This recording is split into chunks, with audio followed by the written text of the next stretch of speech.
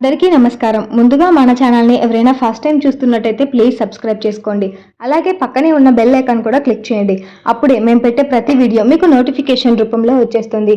ఈ వీడియో చూసే ముందు ఓం శ్రీ వెంకటేశాయ నమః అని కామెంట్ చేసేయండి. ఈ నెల ఏప్రిల్ 24వ తేదీన వరుధని ఏకాదశి వచ్చింది. చైత్రమాసం బహుళ పక్షంలో వచ్చే ఏకాదశి తిథిని వరుధని ఏకాదశి అని అంటారు. ఎంతో పవిత్రమైన ఈ రోజున ముఖ్యమైన విధి విధానాలు పాటిస్తే సంవత్సరమంతా అదృష్టం వర్తిస్తుంది. వరుధని ఏకాదశి గొప్పతనం గురించి భవిష్యోత్తర పురాణంలో చెప్పినట్టుగా ఈ రోజున ఏకాదశి వ్రతం చేస్తే 10,000 సంవత్సరాల పాటు తపస్సు చేసిన ఫలితం ఉంటుందని చెప్తున్నారు. అంటే రోజువారీ పూజలతో పాటు రోజంతా ఆహారం తీసుకోకుండా పాలు పండ్లు మాత్రమే తీసుకుంటూ ఉపవాసం ఉండాలి. మరుసటి రోజు ఉదయం ఎవరికైనా భోజనం పెట్టి ఆ తర్వాత తింటే దానిని ఏకాదశి వ్రతం అని అంటారు. ఉన్న రోజున రాత్రి గోధుమ రవ్వతో చేసిన పదార్థాలు తీసుకోవచ్చు.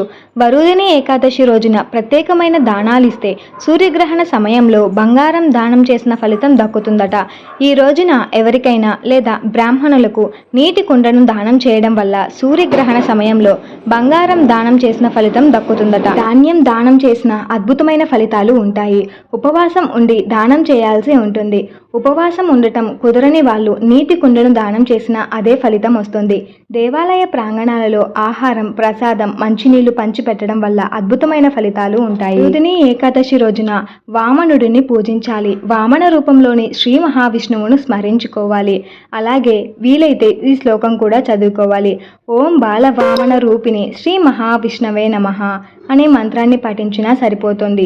శ్లోకం మంత్రం కూడా చదవలేని వాళ్ళు ఓం వామనాయ నమో నమః అనే మంత్రాన్ని జపించినా సరిపోతుంది. ఇలా ఆ వామనుడిని స్మరించుకుంటూ దీపం పెట్టుకుంటే సరిపోతుంది.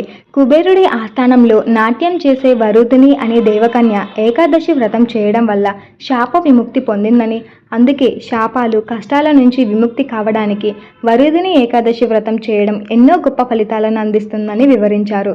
వరుధిని ఏకాదశి రోజున పసుపు రంగు పండ్లు పేదలకు పంచిపెడితే ఏళ్లనాటి సమస్యల నుంచి విముక్తులు కావచ్చు అంటున్నారు. అలాగే లక్ష్మీదేవి విగ్రహానికి పాలలో కుంకుమ పువ్వు లేదా కుంకుమ కలిపిన పాలతో అభిషేకం చేయాలి. అప్పుడే మంచి జరుగుతుందని చెబుతున్నారు.